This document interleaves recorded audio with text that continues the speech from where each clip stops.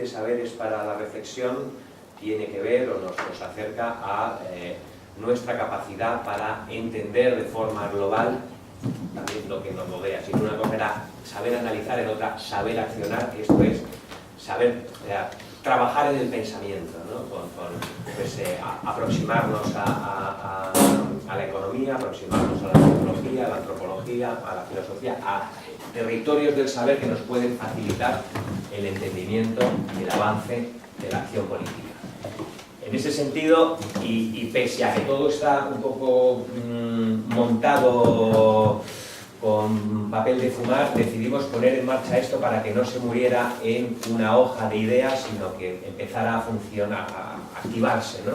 Y de manera un poco precaria hemos montado la primera sesión aquí en casa de Eli. Yo la voy a un poco, la estoy coordinando y la voy a exponer un poco aquí. Una sesión que creo que tiene mucho sentido en el nivel en el que la proponemos, que son saberes para la reflexión, y es el abordaje de un momento histórico de España que es la fuente de todos estos lodos en los que estamos viviendo, ¿no? en España. De hecho, hoy una jueza argentina ordena detener a Utrera Molina, que es uno de los nombres que os ponía en la lista, y a 20 cargos franquistas, entre ellos Martín Villa. Digo, es pertinente porque nos permite entender, entre otras cosas, por qué Podemos tiene el éxito que tiene en este momento en España. Yo creo que el entender lo que sucedió yo lo delimito entre el año 73 y el año 83. El año 73 es el año en que ETA le pega un petardazo a Carrero Blanco, y el año 83 es el que toma posesión de gobierno el Partido Socialista con Felipe González como presidente de gobierno, ¿no?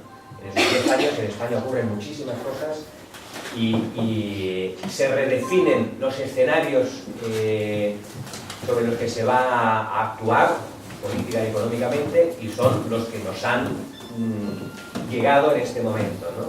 Entonces, poder entender lo que pasó entonces creo que nos permite definir mejor cuál es la realidad esta enmerdada en la que transitamos y sobre todo, y yo creo que para mí, no sé si para vosotros, pero poder actuar de un modo, yo siempre reivindico un poco sereno, pero para transformar aquellos elementos que vemos que se construyeron mal.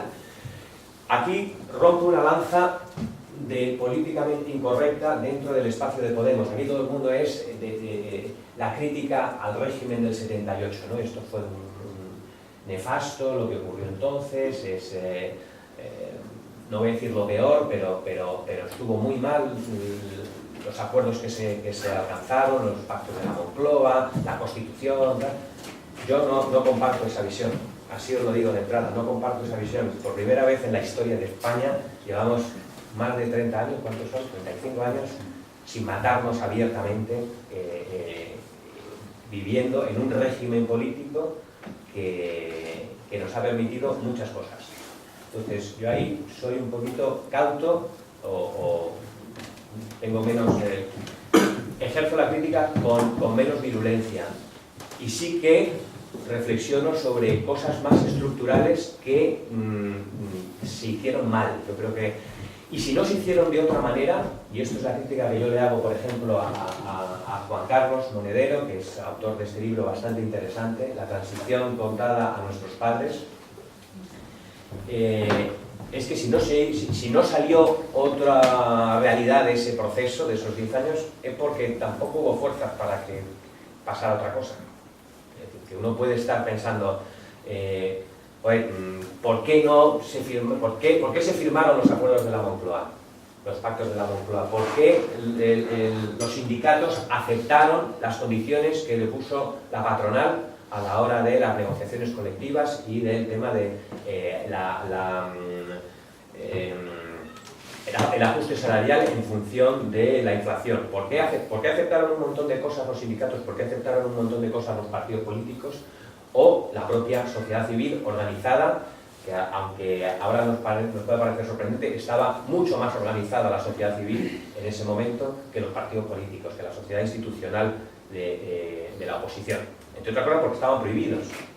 Y como curiosidad, el Partido Socialista en el año 73, en el 74, en el Congreso de Suresnes en Francia, se redefine la línea política del Partido Socialista. En ese momento el Partido Socialista tenía 2.500 afiliados en España, más otros 1.500 fuera de España. Esa era la fuerza del Partido Socialista, que en pocos años iba a gobernar el país. También podemos imaginarnos un partido con esos cuadros y esa militancia, cómo iba a gestionar un país dominando todas las administraciones, la municipal, la regional y la nacional. No tenían gente, por eso pasa lo que pasa, los Luis Roldanes, etc. Y por eso el ejemplo aquí de nuestro amigo, que hizo de extra en los mítines del Partido Socialista durante la transición. En fin, sí quería, porque me parece lo suyo, explicar brevemente por qué estoy aquí diciendo estas cosas. ¿Qué legitimidad tengo yo para estar aquí, para juntaros a todos y contaros una vaina durante la mañana del sábado? Pues ninguna. Es simplemente querer, porque me apetecía. Y vosotros, bueno, pues os apetecía escuchar a alguien, no sé. Pero sí es verdad, justo esta mañana, al ver la noticia de la orden de esta jueza de detención de estos franquistas, le escribí a mi padre,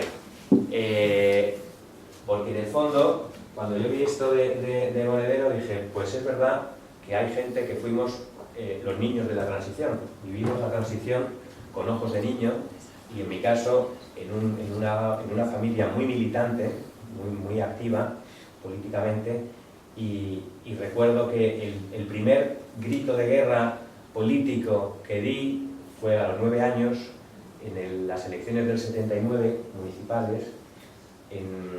Estaba Martín Villa, uno de los que la jueza ha ordenado detener. Era, creo que, ministro de la Gobernación y era el encargado de gestionar todo el proceso electoral. Y fue él el encargado de decir en televisión pública que en Madrid no iba a gobernar el candidato de UCD, que era su partido.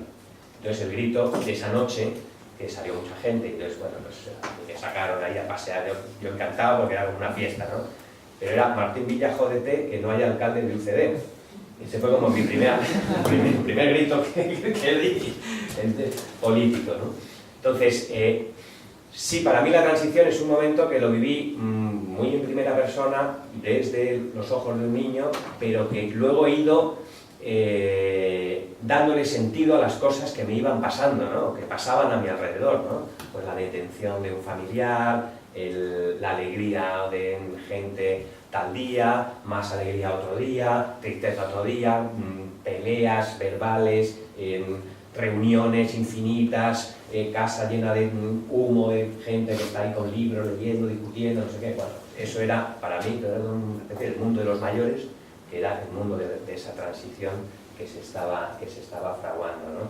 Y en mi caso concreto, como os digo, de una familia muy activa, militantes de izquierda, que además, también para entender todo el cuadro, ambos vienen de familias que ganaron la guerra civil, que tenían posiciones privilegiadas antes y después de la guerra, y que recibieron los beneficios de ganar la guerra. Y fueron la primera generación, los primeros que rompieron con sus padres, ¿no? Y eso también supuso un conflicto interno, familiar, importante, personal, ¿no? Entonces, bueno, pues ahí se juntaron, ante los ojos de un niño, que yo no podía ir a casa de mis abuelos y decir que había estado en la fiesta del PC en el año 77, porque se podía armar, ¿no?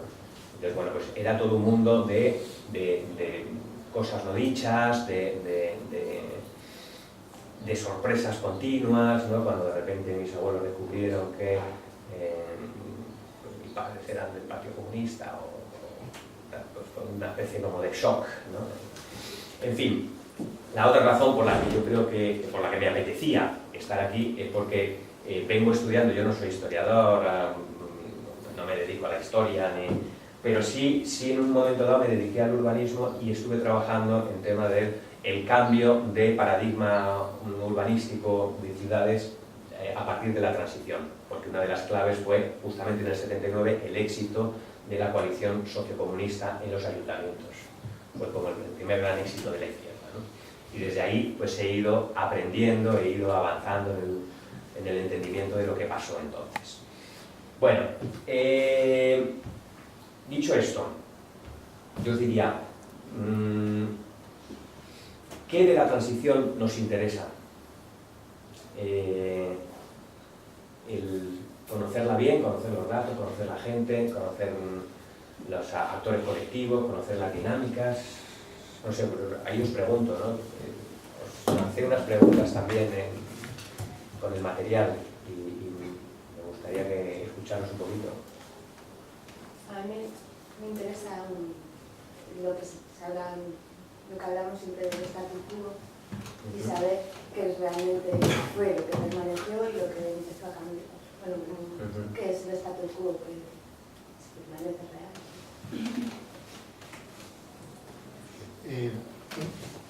Esa idea que has dicho de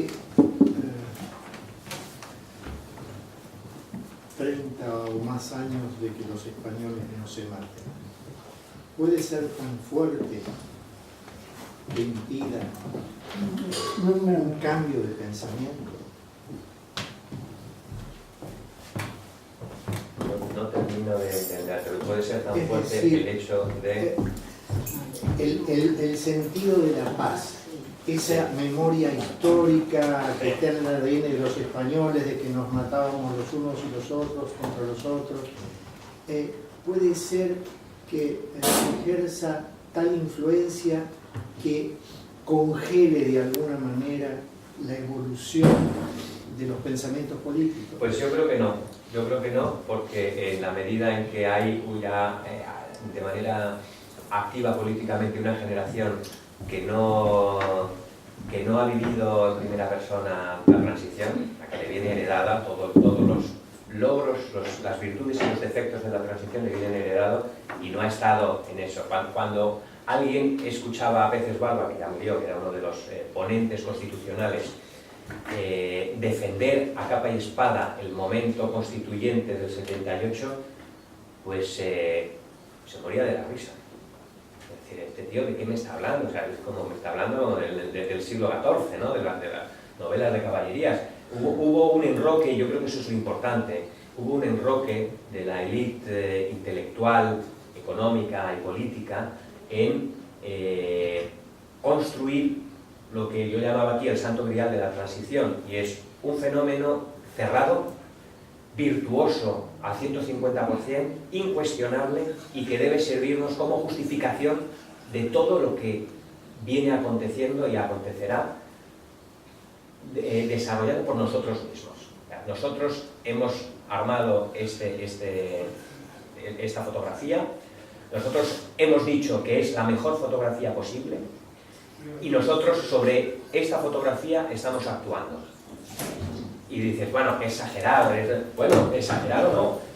Martín Villa era un tipo de falange española, era un capo del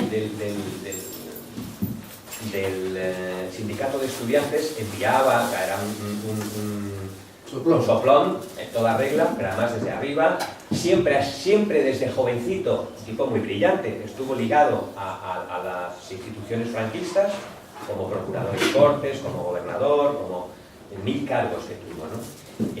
Fue un tipo muy importante durante la transición, en una pieza clave de los tipos que luego dijeron que él era demócrata desde siempre y que veía claro que el proceso iba a ir por ahí, que es ministro durante la UCD, que cuando gana el Partido Socialista se va al Partido Popular, ingresa en el Partido Popular y que en un momento dado además pasa a ser presidente de empresas públicas que se privatizan e incluso después, Endesa, por ejemplo, incluso después pasa a ser presidente de Sogecable durante una temporada, durante unos cuantos años, ¿no? O sea, un tipo que ha sido protagonista o coprotagonista de todos los aconteceres que tenían lugar en nuestro país desde los años 60 y que además se ha construido su biografía a gusto suyo, ¿no? Ha justificado todos sus movimientos, aparece un tipo virtuoso, ¿no? Entonces, es que hay mucha gente que está activa todavía. El empresario de moda, hace año y medio, la revista, creo que era la revista Capital, se llama así, en España, la revista de economía, nombraba empresario del año a un tipo que se llama Villar Mir, que es uno de los constructores inmobiliarios más importantes de España, una de las grandes fortunas de la construcción. Bueno, pues este tipo fue ministro de Hacienda en el último gobierno franquista. Está vivo, que está tomando decisiones, la esquina del Bernabéu, o sea, son decisiones. Hoy en Madrid hay toda una cuadra en la Puerta del Sol que va a ser transformada, era el antiguo banco de crédito hipotecario, que la ha comprado él, y va a hacer, hay un megacomplejo de consumo y casinos y no sé qué y tal y cual. Bueno, es un actor completamente vivo, activo y que viene de entonces, ¿no? Entonces es importante para poder también entender quiénes son estos personajes, cuáles han sido sus biografías, sus decisiones, sus intereses y cómo nos han afectado a nosotros, ¿no? Sí quisiera, así algunas cosas muy puntuales, pero entre este 73, muerte de Carrero, y 83, toma de posesión de Felipe González, ocurrieron muchísimas cosas en España, ¿no? Fue una época que ahora uno lo mira con retrospectiva y fue bastante loca, ¿no? Porque pues murió Franco, se legalizaron los partidos y los sindicatos, se escribió y se aprobó una constitución que es sobre la que residimos ahora y que nos ha servido más o menos durante estos años, ¿no? Se aprobaron los pactos de la Moncloa, es decir, se creó el reglamento interno de gestión económica del país, ¿no? de la macroeconomía del país. Pasamos de un país gobernado por los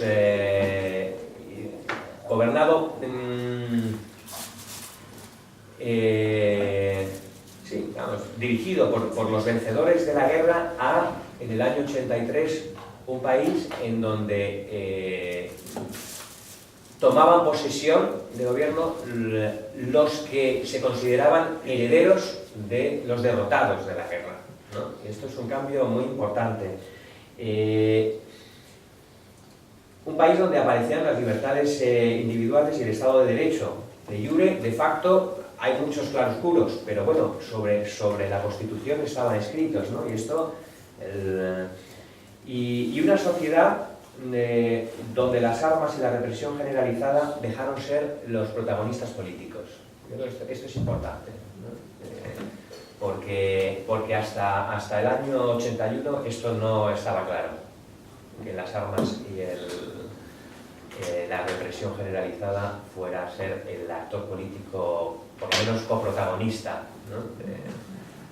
Del país. Y creo que no han desaparecido de la escena, obviamente. El ejército sí, porque el ejército, luego sí, eso podemos hablar un poco de qué pasó con el ejército, ¿no?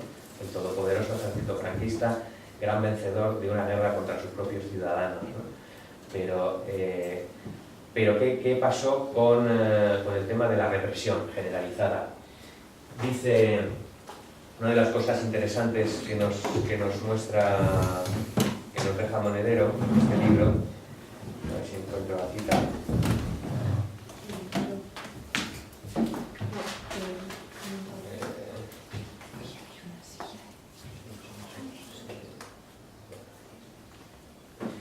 En el año... Y de Felipe González, presidente del gobierno, explicando la labor de los grupos antiterroristas de liberación, los GAL, responsables de asesinatos extrajudiciales financiados con dinero público desde el Estado. Y dice Felipe González, siendo presidente del gobierno, el Estado de Derecho también se defiende en las alcantarillas. no desaparece en los usos y costumbres, no desaparece en ninguna estructura de poder institucional. No podemos ser ingenuos, ni aquí, ni en Estados Unidos, ni en Cuba, ni en Suecia. El poder tiene esto. Y cuando en Podemos lleguemos al poder, pues a ver qué hacemos. Porque de entrada ya, Pablo Iglesias tiene un policía guardaespaldas. Va por la vida ya, va por la calle con un policía guardaespaldas, ¿no? Pero bueno, es así. Perdón, ¿hay otra cosa que podemos agregar sobre el porqué que buscamos de la transición? Sí.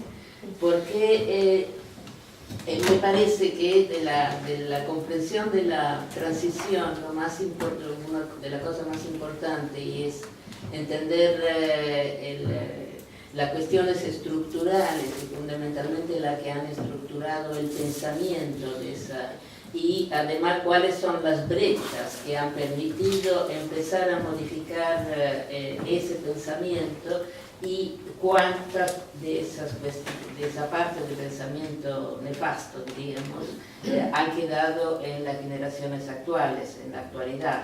Por lo tanto, lo que siempre creo que acá en Podemos tenemos que pensar en algo para la acción, en algo para el cambio, o sea, no quedarnos en un estudio de la historia, creo que hay que tenerlo muy claro. Sin duda, sin duda. Pues yo, para pensar de manera dinámica, perdona,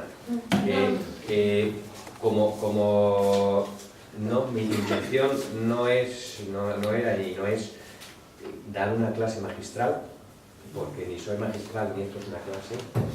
Sí quería que rápidamente nos organizáramos en grupillos y hiciéramos unos pequeños abordajes muy rápidos. No sé si os ha dado tiempo a ver alguno de los materiales. Había materiales audiovisuales, materiales escritos. He intentado que algunos fueran más ágiles, otros son un poco más de fondo, para que tengáis eso de fondo de armario y si alguna vez os interesa, luego si queréis hacemos una revisión de por qué os he puesto esos materiales, por qué os he sugerido. Pero sí me gustaría que en grupos de 5 nos juntáramos y fuéramos capaces de escribir en un parrafito, en un par de frases, si llegase un marciano, de repente, ¡pum!, aparece aquí como, ¿pero qué estás haciendo? Tal, pues estamos aquí, nos hemos juntado para hablar de la transición, pero la transición española, ¿y eso qué es? Ay, amigo, ¿cómo se lo contamos? Un tipo que sabemos que puede estar interesado en cosas así un poquito más de calado, pues se lo tenemos que explicar, como en 3 frases. Mira, la transición es pam, pam, pam, ¿no? Y sobre todo, el que pensemos 3 elementos virtuosos de la transición y 3 elementos profundamente perversos de la transición española. Pero pensemos en los escribamos. Si nos juntamos en grupos de 5, así como en grupitos. Escuchar, ¿puedo hacer una pregunta sobre cómo vamos a trabajar? Porque vos hablas de 3 saberes, saberes para la acción, análisis y reflexión. Sí. ¿En esto los saberes que buscamos están mezclados o vamos después a hacerlo uno por uno? No. Las líneas estas son líneas gruesas, está bien esa pregunta para definir un poco. Las líneas son líneas gruesas de la escuela esta de saberes compartidos. Hoy estamos en un preámbulo que se sitúa dentro de los saberes para la reflexión. Podemos hacer ejercicios y tal, pero es un saber para la reflexión, que luego nos permita actuar, pero es un saber para la reflexión. Pero si la llamaste escuela, la llamaron escuela es porque hay alguien que enseña. Entonces, eso normalmente nosotros lo llamamos taller. Un taller que es un lugar de construcción colectiva. Bueno, es que la escuela, queremos romper también el hecho semántico, en donde la escuela puede ser una escuela de aprendizaje colectivo, donde el que enseña es un sujeto colectivo. Pero hay alguien que enseña. Un sujeto colectivo que somos todos nosotros. Claro, no aprendemos, por desgracia no somos místicos, que nos podemos y entrar. Me gustaría, porque admiro a San Juan. Sería una escuela horizontal. Pero claro, sí, no es una escuela de saberes compartidos porque sí que hay transferencia. Sí que hay transferencia. Bueno, la escuela se desarrolla en talleres. O sea, el acto en sí es un acto de taller, pero el espacio es un espacio de aprendizaje.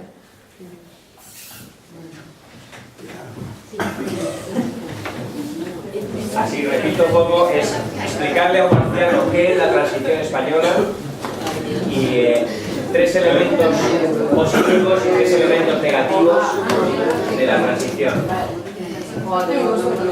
Hacemos acá otro. Hacemos otro acá. Estoy contigo. Venga. Vente a nosotros. Soy, a ver, sabes un montón. Quiero la lírica.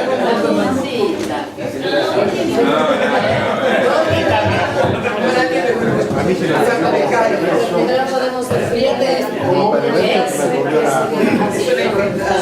monarquía, la institución de la monarquía intocable.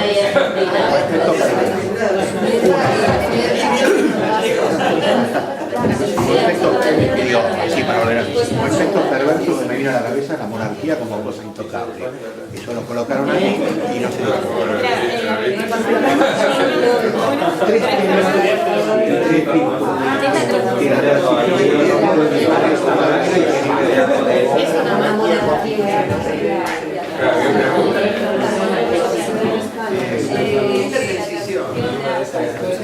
Ahora me acordé de la organización del Partido Comunista, que era truco, pero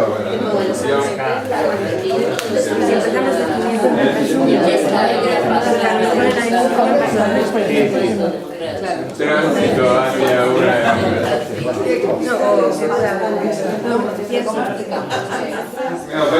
salía de una dictadura hacia la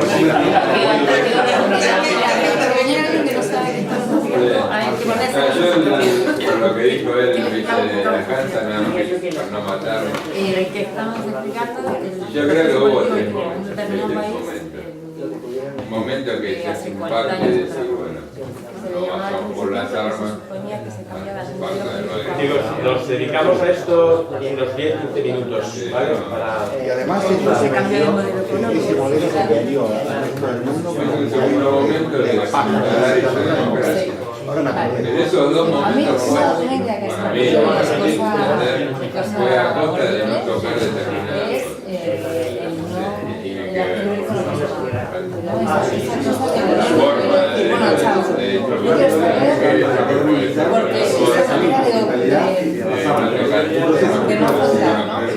forma de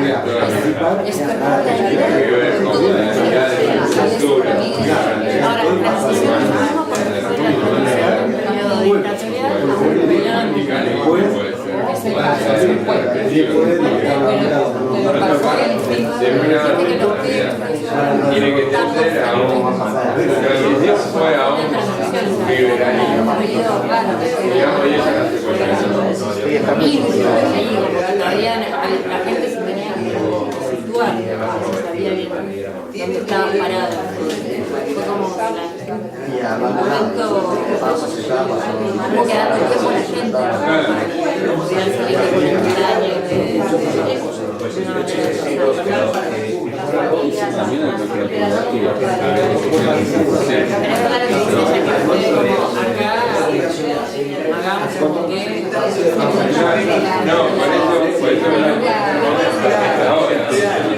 Ahora, en el momento, bueno, ahora hay que reparar, ahora hay que subvertir el discurso, ahora hay que empezar.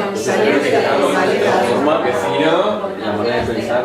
Por eso yo creo que fuera ahora este quiero que la posibilidad de vestigio que pueda volver a atrás. De hecho, no sé si vieron lo veo, pero hay videos a lo que se supone que debe ser en este momento los países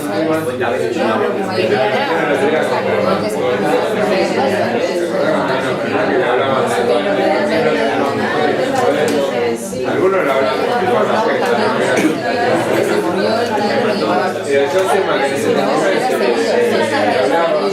pero el aborto, el voto, por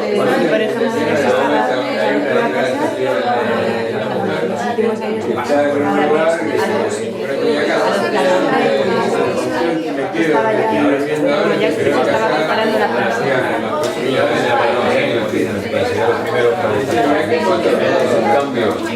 Sí, yo, o sea, lo conocí. Era lo mismo que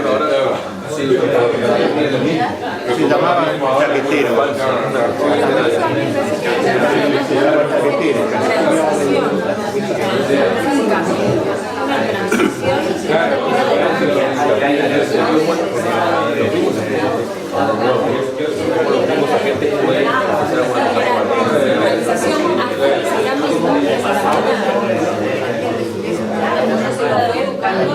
Pero ahí yo metería la persona que en México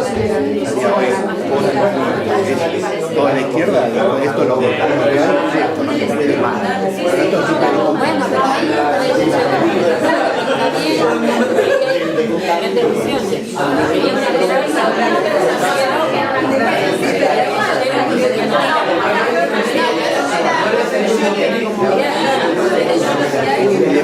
no era virtud también, no era virtud propia de ahora soy demócrata, eso fue una presión interior porque la dictadura no venía más. claro, no para seguir igual.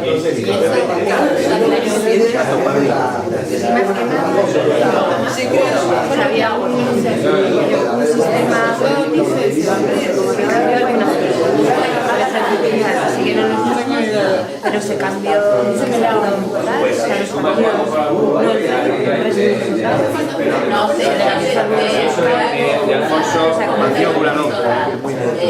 bueno, tenemos que ir pero lo demás sí,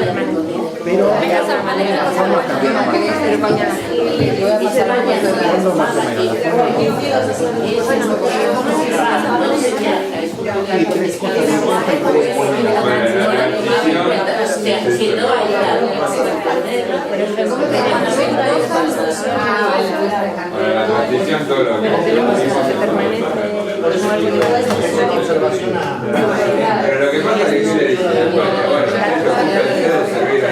el rey, el príncipe que elige estar no se le ocurre fabricar. no se reconoce la memoria histórica, no hay no se despega. No, eso no ocurre Nada de esa, por esa línea. de borrón y cuenta nueva porque no se podía más. Se sigue silenciando. Pero tenemos como punto bueno pues cambian las formas. No, es importante. Se legaliza van saliendo presos políticos. El último.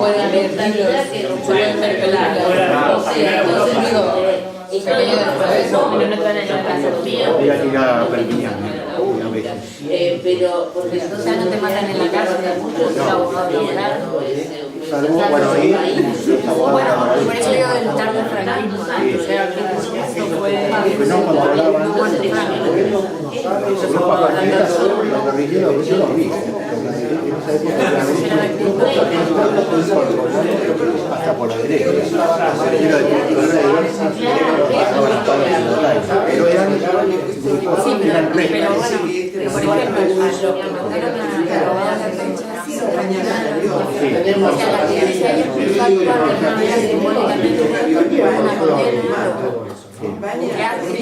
no pasaba.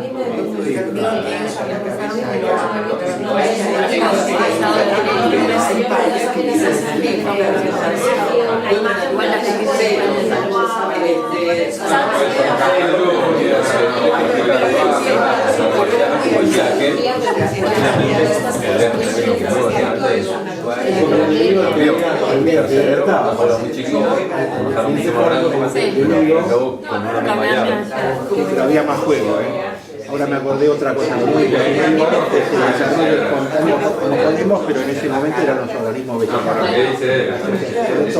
La de vecinos siempre atrás estaba el PC o organismos parecidos del SUC en Cataluña, y se vinieron asociaciones de vecinos que estaban más o menos bien vistas, ¿no? Y ahí un le fue un poco de las manos. ¿Querés resumir? Bueno, me fui con la Pienso en los años 80 en España, por ejemplo, Yo lo pondría como el punto primero porque desde la canción Protesta, todos los intentos que había de recuperar la memoria, se ve en la televisión pública otro tipo de música, mucho más alegre, mucho más feliz. Empieza la droga, una desindustrialización que mata una generación de la heroína. Yo creo que eso tiene que ver con algo que estaba pasando por eso. No sé, porque yo estaba en Galicia,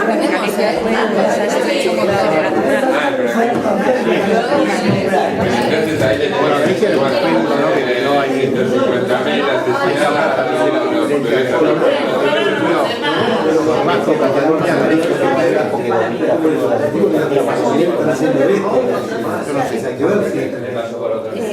bueno, porque todos están mayores de pueblo, pues en Galicia fue la de que estaba en los astilleros de pesca y la entrada en Europa, pero no se puede.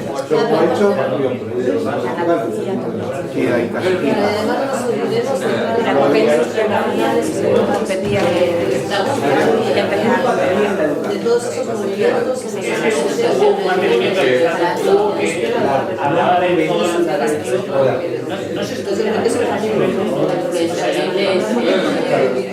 y te accedimos, mira, que pasan mucho que la práctica de sistema político, pero yo noté que no hay política, porque todo es la sabalina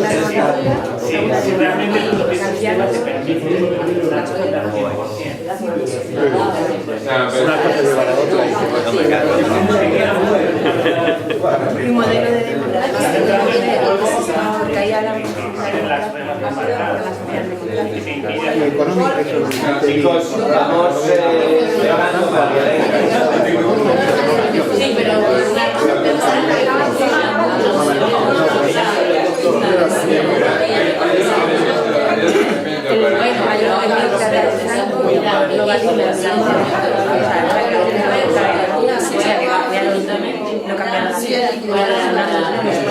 cambiaron para quien no tenía idea y voluntad